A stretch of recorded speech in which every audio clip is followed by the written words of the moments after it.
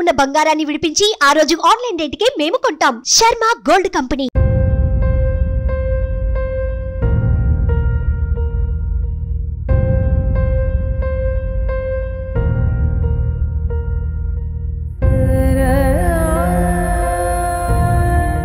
నమస్తే, welcome to Suman TV. Nizamabad జిల్లాలో విషాదం చోటు చేసుకుంది.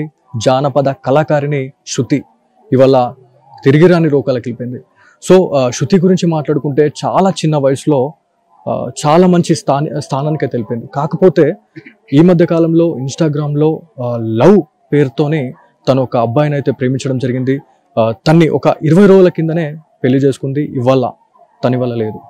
అసలు ఏం జరుగుతా ఉంది అంటే ఈ మధ్య కాలంలో సోషల్ మీడియా ప్రభావంతోనే చాలా మంది చనిపోతా ఉన్నారు. కాకపోతే శృతి గురించి మాట్లాడుకుంటే చాలా మంచి పేరుంది.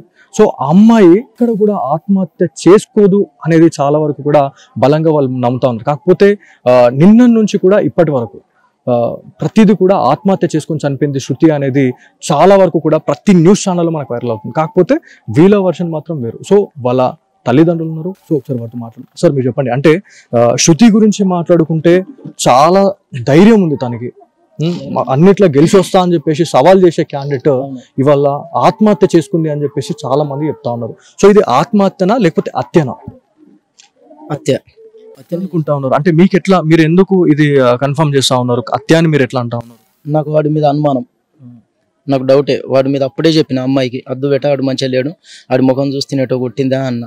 నాకు నచ్చింది నేను చేసుకుంటా అని చెప్పి అమ్మాయి వెళ్ళింది. వాళ్ళు ఏమో మోసపించి అమ్మాయిని తీసుకొని వెళ్ళి అట్లా చేసిండ్రు. ఈ మధ్య అంటే నిన్నటి నుంచి నేను వేరే వాళ్ళతో కూడా మాట్లాడినాను. మీ ఇంట్లో ఆల్రెడీ మీ అన్ననో తమ్ముడో ఎవరో చనిపోయినారు. చనిపోయిన 3 days తర్వాతనే తను వెళ్ళిపోయింది. అంటే మీరు సపోర్ట్ చేసినారు ఆల్రెడీ శృతికి, నేను చేసా బిడ్డ అని చెప్పేసి మీరు భరోసా ఇచ్చినా కూడా తను ఎందుకు వెళ్ళిపోయి తను పెళ్లి చేసుకున్నది అనేది చాలా పెద్ద క్వశ్చన్ ఉందండి. ఒకవేళ మీ చేతుల మీదుగా ఇది అంతా చేస్తే శృతి ఎలా బతికేది అని మేమంటున్నాం. సో దీని గురించి మీరు ఏం చెప్తారు? అంటే వాడు మోసం చేసి తీసుకెళ్ళండు కదా, మోసం తీసుకొని పోవట్ల అమ్మాయి మన మాటేం లేదు. లేకపోతే నేను చెప్పిన జనవరి చేసేస్తా బెట్ట పెళ్ళి అని చెప్పిన, నా మాటేం లేదు. ఇక్కడ మా తమ్ముడు చనిపోయిండే, ఆపమని చెప్పిన. వాళ్ళు పెళ్ళి డేట్ తీసేసుకున్నారు ఆల్రెడీ. 27 నవంబర్ 27 డేట్ తీసారు. తీస్తే నేను చెప్పిన ఆపుండ్రి అని చెప్పిన. మా కులం పెద్ద మనుషులతో కూడా మాట్లాడిపించిన, ఆపూరి పెళ్ళి, నేను మా తమ్ముడు చనిపోయిండు, ఆ దుకాణంలో ఉన్నాం, మేము ఎటు తిరగలేము అని చెప్తే మేము ఆపము, వస్తే రండి లేకపోతే లేదు, మేము పెళ్లి చేసేసుకుంటున్నాం అని చెప్పారు. అక్కడికి వెళ్ళినారు అంటే సిద్దిపేట గజ్వేల్ అని చెప్పేసి చెప్తా ఉన్నారు. సో అక్కడ వాళ్ళ ఇంటికి వెళ్ళిన తర్వాత చూస్తే అక్కడ ఎట్లా ఉంది సిచ్యువేషన్ అంటే ఫోటోలు వైరల్ అవుతా ఉన్నాయి. అమ్మాయి మెడ పైన మొత్తం రక్తం మరకలు కనిపిస్తూ ఉన్నాయి. అంటే ఆత్మహత్య చేసుకునే క్యాండిడేట్ని చూస్తే అట్లా అనిపించదు. సో దీని గురించి మీరు ఏం చెప్తారు? అంటే బ్లీడింగ్ అనేది ఎక్కువ కనిపిస్తుంది. అంటే కొట్టి చంపేసిరా లేకపోతే ప్రీ ప్లాన్ గా ఏమైనా చేసిరా అనేది కూడా చాలా మంది అనుకుంటా ఉన్నారు. సో దీని గురించి ఒత్తేసారు, ఏమిటితో ఒత్తేసిండో కానీ ఎటు ఒత్తేసిండు, అదైతే ఊరేసుకోలేదు. అక్కడ చూస్తే ఆ జాగాలో చూస్తే ప్లస్ పాయింట్లో చూస్తే మాత్రం అది కాదు, ఊరేసుకున్న జాగానే కాదు. నేను మొత్తం గమనించినాము, మా వాళ్ళు కూడా అక్కడ చూసిర్రు. అక్కడ ఫ్యాన్ మీద దుమ్ము ఉన్నది, దుమ్ము ఎటు చెదిరిపోలే. రాత్రి మేము చున్ని తువ్వాల జొరగొడితే ఫ్యాన్ మీద పడ్డది, దుమ్ము చెదిరిపోయింది. మరి అమ్మాయి చొరగొట్టేటప్పుడు దుమ్ము చెదిరిపోలే కదా, చెదిరిపోలేదు. అలాంటిది కాదు, అత్తేనే అని చెప్పి నేను పోలీసు వాళ్ళకు కూడా మేము ఏమైనా వచ్చింది, కాల్ ఏమైనా వచ్చింది అంటే శృతి విషయంలో ఇట్లా జరిగిందని చెప్పేసి ఎవరు కాల్ చేశారు మీకు? పీర్లపల్లి నుంచి ఎక్స్ సర్పంచ్ అనేది ఫోన్ చేసిండు, మీ అమ్మాయి చనిపోయింది,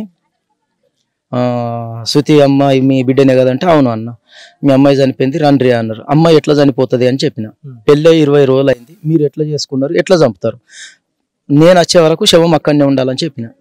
శవం లేదు, మేము పోయేసరికల్లా మేము అందరం ఇక్కడ కార్లు మాట్లాడుకొని ఒక 5 కార్లు తీసుకొని వెళ్ళిపోయిందాకంటే శవం గజ్వేల్లో తెచ్చిపెట్టారు. అంటే వాళ్ళు నిర్ధారించుకున్న తర్వాతనే మీకు చెప్పారు. కాకపోతే ఒక అమ్మాయి చనిపోయిన తర్వాత అది డెడ్ బాడీ అయిపోతుంది, అమ్మాయి కాదు తను డెడ్ బాడీ అయిపోతుంది. అప్పుడు పోలీస్ అధికారులు వచ్చేసి వాళ్ళు పూర్తిగా ఇన్వెస్టిగేషన్ చేసిన తర్వాతనే, పంచనామా విషయంలో అంత చేసిన తర్వాతనే వాళ్ళు బయటకు పంపేయాలి బాడీని. మరి వాళ్ళు ఎందుకు టచ్ చేసిరు అనేది చాలా పెద్ద క్వశ్చన్ ఉందండి. సో ముట్టుకునే అధికారం లేదు వాళ్ళకి. అదే క్వశ్చన్ వేసినాం సార్, కానిస్టేబుల్ కూడా ఎస్ఐకి కూడా అదే క్వశ్చన్ వేసినాం. మీరు శవాన్ని ఇక్కడికి వెళ్ళి మీకు తీసుకుపోయే అధికారం ఎవరు ఇచ్చారు? మేము ఉండాలి కదా, తల్లిదండ్రిని అయితే నేను ఉండాలి కదా, నేను లేదు మీరు శవం ఇట్లా జరిపారని చెప్పిన. అంటే వాళ్ళు ఏం సమాధానం చెప్తలేరు. బాడీ పడ్డది, చనిపోయింది, తీసుకువెళ్ళినాం, వీడు ఎట్లా వస్తామంటారు. పోలీస్ అధికారులతో మీరు మాట్లాడిరా, మరి మీరేం చేస్తా ఉన్నారు అనే దానిపైన? అంటే ఇప్పుడు పోలీసులు చేసే పనిని వాళ్ళు చేస్తున్నారు అంటే ఆడ ఏం జరుగుతా ఉంది? ఇవన్నీ హత్యలు ఇవన్నీ చూస్తే ప్లాన్ ప్రకారం చేశారని మాకు ఫుల్ డౌట్. 100% వాళ్ళు ప్లాన్ ప్రకారమే చేశారు. నా అమ్మాయిని చంపేసారు, ఏడైనా చెప్తా, చంపేసారు, నా అమ్మాయిని చంపేసారు. నా అమ్మాయి చనిపోదు, నాకు కాన్ఫిడెంట్, అది పక్క నాకు గుర్తు, నాకు షరతు చేసి సవాల్ చేసింది. నాకు చాలా మందితో కూడా మేము మాట్లాడినప్పుడు వాళ్ళు కూడా అదే చెప్తున్నారు. అంటే ఇంత పెద్ద ఇన్సిడెంట్ జరిగినప్పుడు ఒక ప్రైవేట్ వెహికల్ తీసుకొని పోవాల్సిన అవసరం ఏముంది? అంటే ఒక అంబులెన్స్ అన్న తీసుకొని వాళ్ళు అక్కడ స్థానిక జీజేహెచ్ కావచ్చు, ప్రభుత్వ ఆసుపత్రికి వాళ్ళు తీసుకొని పోవాలి. మరి వాళ్ళు ప్రైవేట్ వెహికల్ తీసుకొని అక్కడికి వెళ్ళడం అనేది ఎంతవరకు కరెక్ట్ అనేది కూడా చాలా మంది అనుకుంటా ఉన్నారు. సో ఇదంతా 100% హత్యనే అని మీరు అనుకుంటారు? 100% హత్యనే. ఆడ ప్లాన్ ప్రకారమే చేసారు. వాళ్ళు కూడా బందోబస్తు పెట్టుకున్నారు. మేము 5 కార్లలో వస్తున్నాం అనగానే బందోబస్తు పెట్టుకున్నారు. ఎక్కడ చూసినా వాళ్ళే ఆర్మీ వాళ్ళు లాఠీలు పట్టుకుని ఉంటారు చూడు. మొత్తం ఏడ చూసినా ఇంటికి పోదామంటే ఇంటికి మమ్మల్ని రానియలేరు. 4 అంటే మేము ఆ కాడికి కూడా 6-7 పోయినాం పోలీసు వాళ్ళతో. మా వాళ్ళు వెనుక కారు ఫాలో అయితే కూడా కారుని ఆపేసారు. మేము ఎక్కిన కారుని వెహికల్ని పోలీసు వాళ్ళు ఆపేసారు. మీ వాళ్ళు రావద్దాను, ఆడ ఏమన్నా రచ్చ చేసారు అనుకో మీ మీద కేసు ఫైల్ చేస్తామన్నారు. ఎట్లా చేస్తారన్న, మేము ఎందుకు చేస్తాం? ఆడ మేము ప్లస్ పాయింట్ చూసేందుకు వస్తున్నామా అంటే మమ్మల్ని రానియలేరు. ఎంతమంది అయితే పోయినామో 6 అంతమంది మేము పోయినాం. ఆడ కేసులు చేస్తామని చెప్పేసి ఎవరన్నారు మీకు? కానిస్టేబుల్, అదే ఎస్ఐ ఉన్నాడు, సిఐ ఉన్నాడు, కానిస్టేబుల్. అంటే ఏం జరుగుతుందని చెప్పేసి చూడనీకి వచ్చిన వాళ్ళ మీద కేసులు చేస్తే మరి వాళ్ళు ఎవరైతే ఇప్పుడు అమ్మాయిని అతి దారుణంగా చంపేసినట్టే కనిపిస్తూ ఉంది, మరి వాళ్ళని ఏం చేస్తూ ఉన్నారు? అంటే వాళ్ళపైన ఎలాంటి చర్యలు తీసుకుంటున్నారు అనేది మనం అడిగిరా? మరి మీరు అడిగినాము. వాళ్ళు ఏమంటున్నారంటే మీరు ఏ కేసు చేద్దామంటే ఆ కేసు చేస్తాం, మీరు ఏ విధంగా చెప్తే ఆ విధంగా చేస్తాం. అటెడ్ మర్డర్ కింద పక్క చంపిండు కదా, చంపినట్టే అన్ని జీవిత ఖైదీ వెళ్ళకుండా చేస్తామని అన్నారు.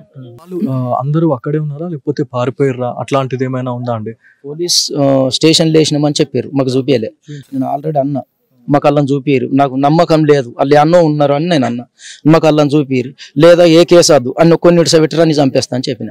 ఏది చెప్పలేరు వాళ్ళు, మీరు నడురా అన్నారు.